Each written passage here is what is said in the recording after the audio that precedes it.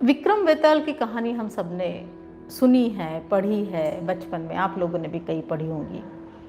विक्रम बेताल की कहानियाँ सारी बड़ी मोराल से भरी, हरदम उसमें कुछ न कुछ सीख होती है और उस सीख को हम तक पहुँचाने के लिए हरदम जो ऐसा कहते हैं कि कश्मीर के कोई एक कवि थे, सोमदेव नाम के, उन्होंने ये बेताल पच्चीसी की कहानियाँ लिखी हुई है और उन्होंने कितना सुंदर जरिया ढूंढ के निकाला था कि एक कहानी के जरिए वो हमें सीख देते थे कि एक बेताल जो जिंदा नहीं है, जो मुर्दा है, वो कहानी सुना रहा है एक राजा को और उसके थ्रू राजा को कुछ बताना चाह रहा है।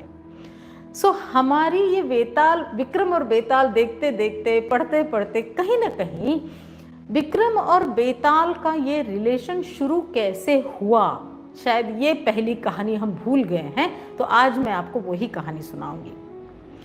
राजा विक्रमादित्य, उज्जैन नगरी जो बहुत सुखी, समृद्ध और बहुत अच्छा राज्य माना जाता था, उस राज्य के बहुत ही अच्छे राजा थे। बहुत युवा थे, शक्ति से भरपूर, मसल पावर बहुत अच्छी थी, बहुत ही शूरवीर थे, किंतु उनकी जो सबसे एक अच्छी खासियत थी वो था उनका मेंटल बैलेंस। और वो मेंटल बैलेंस की वजह से ही राजा विक्रम जाने जाते थे। तो राजा विक्रम जब चाहे चीज़ें त्याग भी सकते थे, जब चाहे अपना सकते थे। सबको ये पता है कि राजा विक्रम कुछ दिनों के लिए सिर्फ दुनिया की सैर करने के लिए अपने भाई को गद्दी पर बिठाकर और वो चल दिए थे दुनिया की सैर करने के लिए, अलग अलग जगह देखकर जिंदगी को पाठ सीखने के लिए। वो गए, देश भ्रमण करके किसी कारण से वो वापस आए और वापस आने के बाद वो फिर से अपने गद्दी पर बैठे। अब यहाँ से बेताल की और उनकी मुलाकात कैसे हुई, ये कहानी शुरू होती है।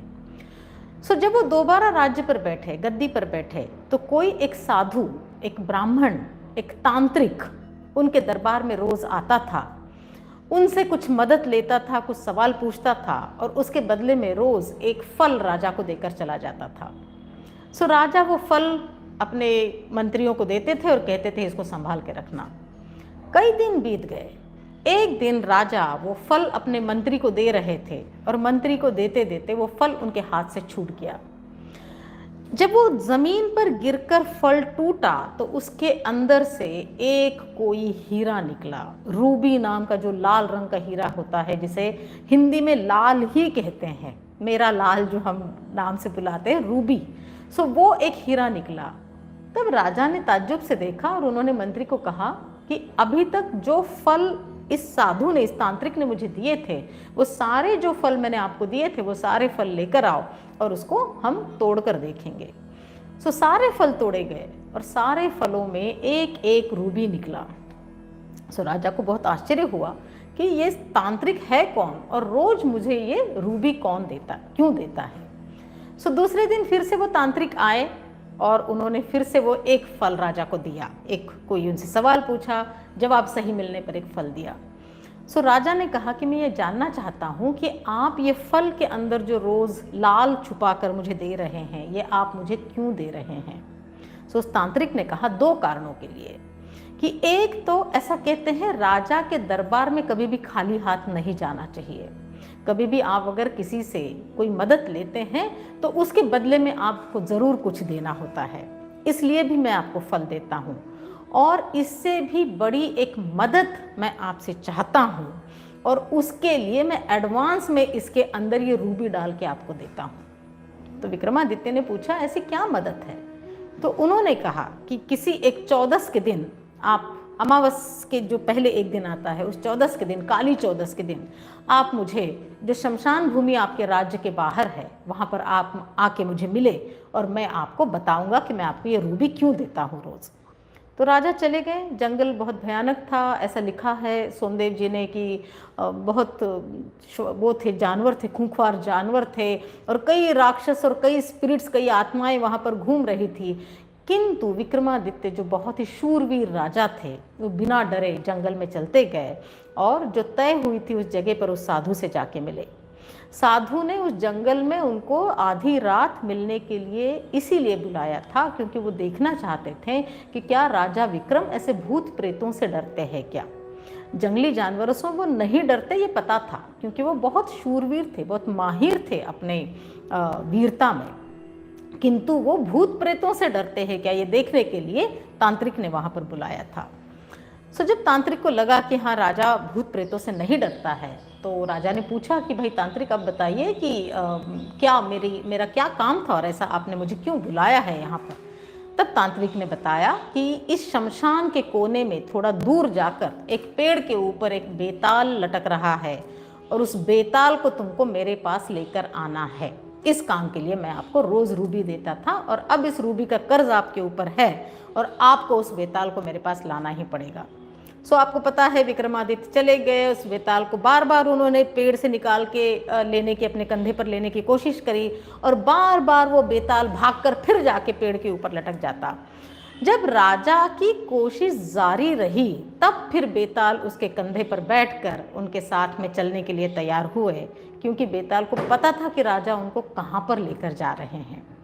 सो तब जाके रास्ते में बेताल ने विक्रमादित्य से ये कहा कि देख राजा, अब मैंने मान लिया है कि मैं तेरे साथ, तू जहाँ मुझे लेकर जाना चाहता है मैं चलूँगा, किंतु ऐसा है कि अगर मौन में एक से अधिक लोग एक साथ ज़्यादा समय तक रहते हैं तो उनके मन में काफ़ी सारी निगेटिव भावनाएं आती है, आशंकाएं आती है, गॉसिप्स बनती हैं, बेफालतू की बेफजूल की बातें चलती है। इसलिए मेरा ये विचार है कि तुम और मैं मौन में दो बेवकूफ़ मूर्ख लोगों की तरह साथ में ना चले, इसलिए मैं तुमको कहानी सुनाता हूँ।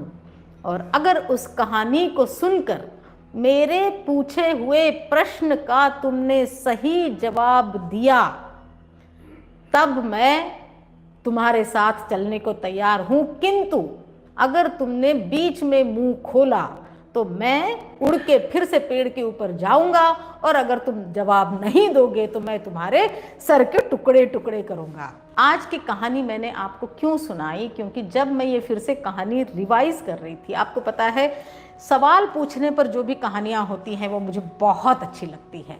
और विक्रम बेताल, फिर युधिष्ठिर के जो यक्ष प्रश्न, ये सारी जो बीरबल अकबर की कहानियाँ, जो हमारी पंचतंत्रा की कहानियाँ, ये जो हमारी ट्रेडिशनल पारंपरिक कहानियाँ हैं, ये आप किसी भी उम्र में, किसी भी मूड में, किसी भी समय पढ़िएगा, आपको हरदम एक नई सीख मिलती है।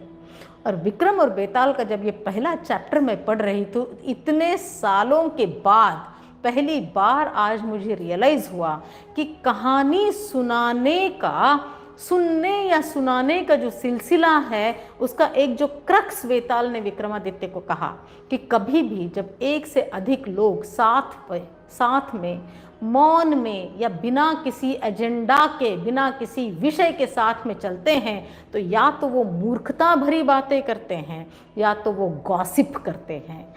और मुझे लगा कि हम भी जो सही कर रहे हैं, बेफजूल की, बिना सर पैर की कोई भी गॉसिप, कोई भी नेगेटिव बातें हम नहीं कर रहे हैं, और एक एजेंडा लेके grow what you eat and eat what you grow, इस एजेंडा पे हम साथ में चल रहे हैं। 199 लोग जुड़े हुए हैं। बहुत बहुत धन्यवाद।